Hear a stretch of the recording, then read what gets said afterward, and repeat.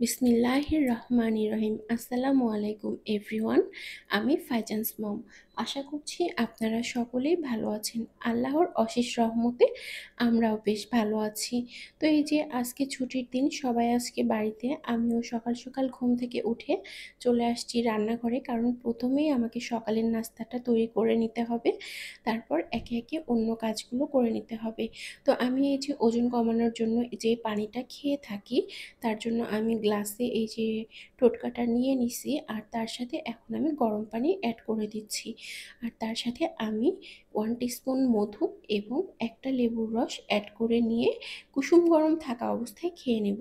তো এই যে বাবুর বাবা বাসায় থাকার কারণে আজকে সে বাজারও করেছে, কাঁচা বাজারও করেছে, আবার মাছ বাজার মাংস বাজারও করেছে।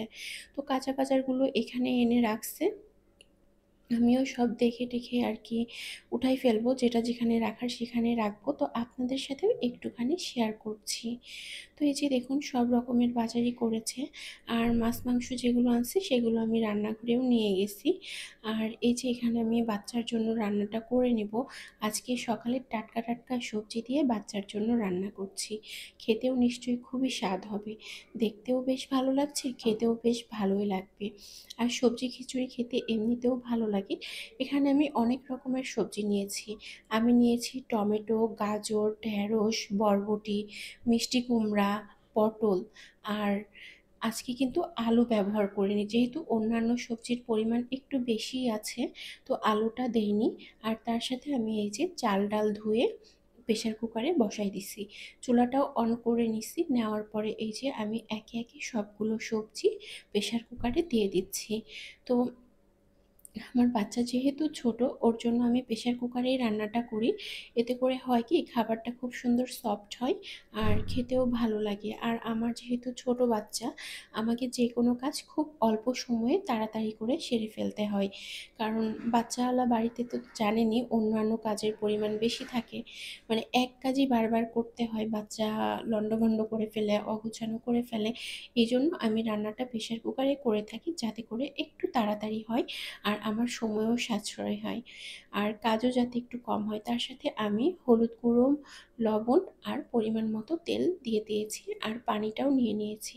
তো এই যে রান্নাটা হওয়ার মধ্যেই, রান্নাটা এই যে দেখুন, ঢাকনা খোলার পরে গরম গরম খিচুড়ি খুব ভালোই লাগে খেতে, তাই না? এর সাথে যদি একটু ঘি অ্যাড করে নেওয়া হয়, খুব ভালোই লাগে। আর বড়দের ক্ষেত্রে যদি একটু আচার অ্যাড করা হয়, তাহলে তো আর মানে বলার বাইরে, বলে বোঝানো যাবে না কতটা ভালো লাগে। আসলে এটা তাদের কাছেই ভালো লাগবে যারা সবজি প্রিয় মানুষ, বা সবজি খেতে ভালোবাসে তাদের কাছে। তো আজ যেহেতু শুক্রবার, আমি আমাদের উম, মানে যে রান্নাগুলো করেছি তার সাথে আমি পটলও ভেজে নিব, আর সেই সাথে মুরগির মাংসও রান্না করব। আর এছাড়াও থাকছে আরও অন্যান্য তরকারি। তো আমি এই যে মশলা কষিয়ে নিয়েছি, আর এই যে দেখুন একে একে সিঙ্কে আমার আবার থালা বাসন জমছে।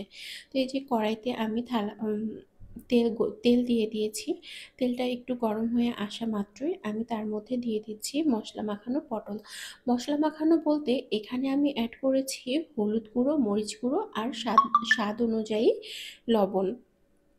তো এই যে আমি গরম তেলের মধ্যে দিয়ে দিলাম, দিয়ে নেড়ে চেড়ে উল্টে পাল্টে রেখে দিচ্ছি। তো এই যে দেখুন অনেকটা ভাজা হয়েও গেছে।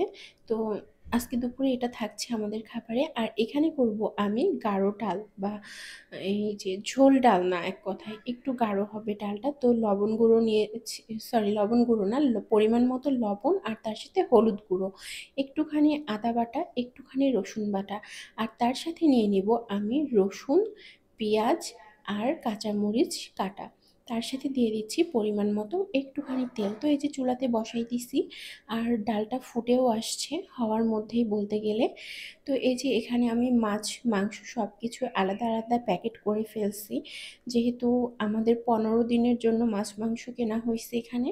তো আমি এক এক দিনের জন্য এক একটা প্যাকেট রেডি করে ফেলেছি। তো এই পর্যায়ে এসে আমি এগুলো সবগুলোকে ফ্রিজ আপ করে ফেলবো। তো এই যে দেখুন ডালটা রান্নার পরে দেখতেও সুন্দর হয়েছে, খেতেও বেশ ভালোই লাগছে। আমি একটু টেস্ট করে দেখেছি। তো আমার সব কাজই কমপ্লিট, শুধুমাত্র ঘর ঝাড়ুটা বাকি ছিল, আমি ঘরটাও ঝাড়ু দিয়ে নিচ্ছি।